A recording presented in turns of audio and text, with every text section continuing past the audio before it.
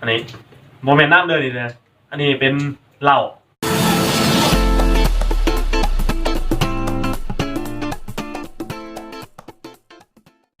โอเคกะสบายดีงานอีกเช่นเคยวันนี้กะมาพบกับข้าพเจ้าอีกเทื่อนึงก็คือวันนี้เฮาสิมาเฮ็ดทำการทดลองอีกเช่นเคยก็คือวันนี้เฮามีไข่มื้อนี้เฮามีไข่แล้ววันนี้เฮาสิมาเฮ็ดไข่ดองลองเฮ็ดไข่ดองเนาะเฮ็ดไข่ดองกินเองแต่ว่าไข่ดองของเฮานี่บ่แม่นไข่ดองอันธรรมดาเนาะก็คือเฮาสิเฮ็ดไข่ดองใส่กับโคกไข่ดองโคกและอย่างที่สองที่เฮาจะเอาไข่มาดองใส่ก็คืออันนี้โมเมนต์น้ำเดินนี่นะอันนี้เป็นเหล้าที่มาดองใส่เหล้านะโอ้เท่ากับพูดนะว่ามันสีออกมาเป็นอะไรเพราะว่าก็คือว่ามันเป็นการลองซื้อๆลองจะเป็นอะไรกันไปพ่อเบิ้งนำกันดีกว่าเพราะว่าเขาก็ยังพูดว่ามันสีออกมาเป็นหน้าตาแบบไหนเดี๋ยวเรามาเริ่มเฮ็ดกันเลยก่อนอื่นเราก็ต้องแยกกันเนาะก่อนอื่นเราก็ต้องแยกไข่แดงออกจากไข่ขาวของไข่ก่อนหามาแยกไข่ก่อนเดี๋ยวเราจะแยกใส่ถ้วยเนาะโอเคตอนนี้เราก็มาแยกไข่แล้วเนาะก็ตอกไข่สักก่อน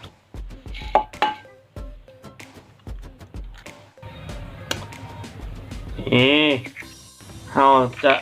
ดองประมาณ6 หน่วยเนาะเดี๋ยวเรามาแยกไข่แดงก่อนดีกันใหญ่ก็คือตักเอาเลยโอ้แตกเอาแล้ว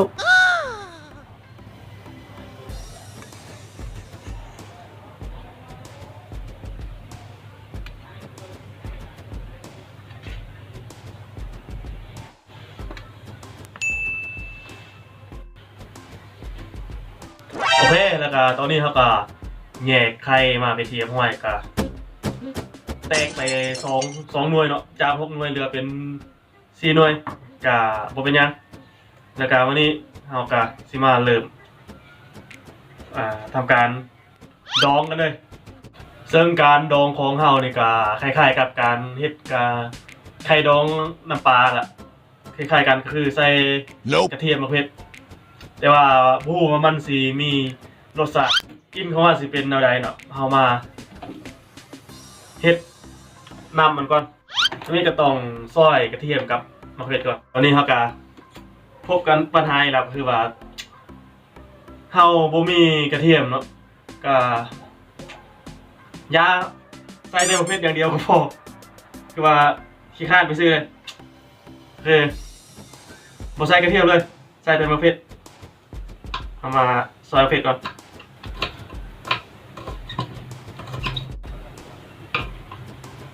โอเคแล้วก็ซอยสำเร็จแล้วนี่มะเขือครับต่อไปก็เอาถ้วยมาเอาสิใส่เป็น2 ถ้วยคือเอาสิดองกับโคกอันนึงแล้วก็เหล้าอันนึงแล้วก็มาเริ่มเลยNope โคกกันเนาะ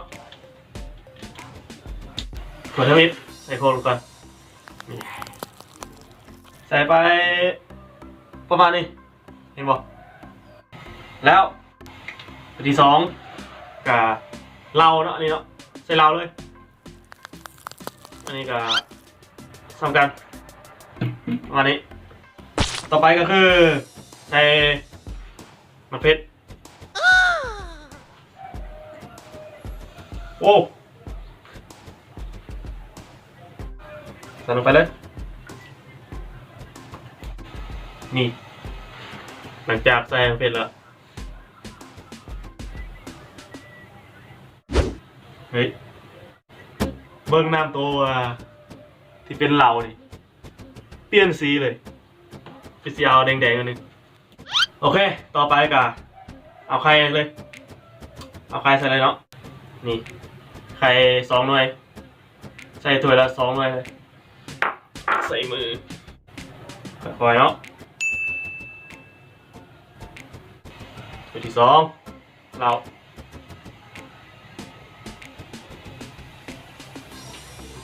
ก็อันนี้ยังมีไข่ขาวอยู่ไหมใส่ลงไปเลยเรียบร้อยนะตัวนี้เนาะเดี๋ยวจะเบิ่งหน้าตาตัวนี้ก็เป็นไข่ดองกับโคกเนาะแล้วตัวนี้ก็ดองกับเหล้าเบิ่งความแตกต่างตัวนี้ก็คือไข่ตัวที่ดองกับโคกนี่เบิ่งไข่มันจะฟูนิดนึงไข่มันฟูส่วนตัวเหล้านี่ไข่มันจะจมลงเลยโอเคแล้วก็ตอนนี้ก็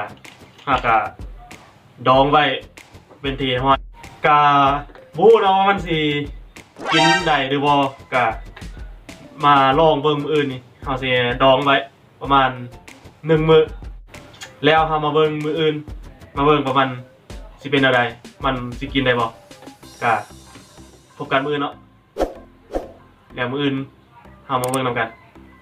โอเค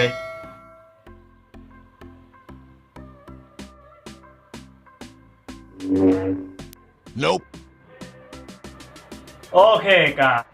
สำหรับไข่ของเรากับผ่านมาประมาณ25 ชั่วโมงแล้วก็คือมื้อนึงเต็มแล้วเราสิมาเบิ่งไข่ของเราหลังจากที่ดองมามื้อนึงกะเดี๋ยวเราสิมาให้เบิ่งหน้าตาตัวนี้เป็นดองละเบิ่งหน้าตามันจากเมื่อวานนี้มันก็บ่แตกต่างกันปานใดเนาะส่วนโคกนี่เปลี่ยนไปเลยคือนี่มียังติดแล้วต่อไปเราสิมาลองตัดเบิ่งเถอะละอันเนาะเอาตัดตัวนี้ก่อนตัวดอกกับเหล่านี่สิ่งที่แตกต่างก็คือกินของเรานี่หายไปเลยแตกเลยคือว่าบ่มีเลยกินเหล่านี่เอาแล้วแต่ตอนนี้ก็มีแต่กินของมะเฟ็ดส่วนกินของเรานี่บ่มีสงสัยมันมะเฟ็ดตัดไปหมดละเอาแล้วแตกอีกแล้วนี่มาลองสิเบิ่งน้ำเนาะลองว่ามันสิในความเป็นเรานี่มันยังเหลืออยู่บ่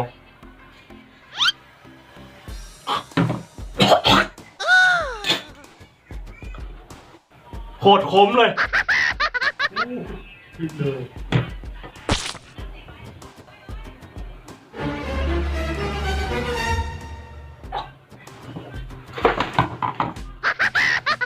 ก็คือสิ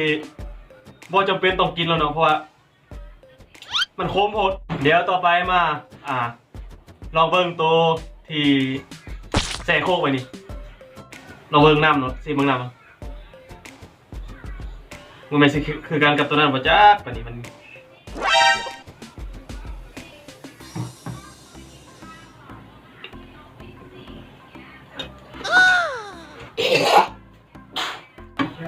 ไข่แตกก็คือว่ารสชาติโคตรทุเรศเลยกินบ่ได้คือแบบว่าคือหาดตายแล้วหมดเลยความตั้งใจนี่เบิ้งสิ่งที่ทามามือหนึ่งนี่ก็ผลสรุปก็คือการที่เฮาเอาไข่มาดองกับเหล้าหรือว่าดองน้ำโคกนี่แม่มันกินบ่ได้สักอันเลยแล้วตัวรสชาติที่ดองกับเหล้านี่นะมันโคมโหดแล้วมาตัวไอ้กับโคกนี่แห้งนักเลยไข่กับห่ามันหวานแบบหวานมันหวานแบบเยิ้งกินบ่ได้สักอันส่วนไผ่ที่อยากรู้ว่ามันเป็นแนวใดรสชาติกินของมันเป็นไรกะบ่ต้องไปลองแล้วเนาะเพราะว่าดองมาแล้วมันเป็นสเต็กกะบ่เป็นยังเนาะอันนี้มันก็คือเป็นการทดลองมันก็ต้องมีผิดพลาดกันเพราะว่าเฮากับผู้ตั้งแต่ต้นว่ามันสิออกมาเป็นแบบใดโอเคคลิปนี้ก็ต้องขอจบเพียงเท่านี้เนาะก็เสียดายคิดว่าจะได้กินไข่แซ่บๆเห็นว่ามาเป็นแบบนี้ซ้ำก็ต้อง ขอจบคลิปเพียงเท่านี้ ถ้ามักก็อย่าลืมกดไลค์กดแชร์แล้วก็กดติดตามไปเลยก็ขอบใจ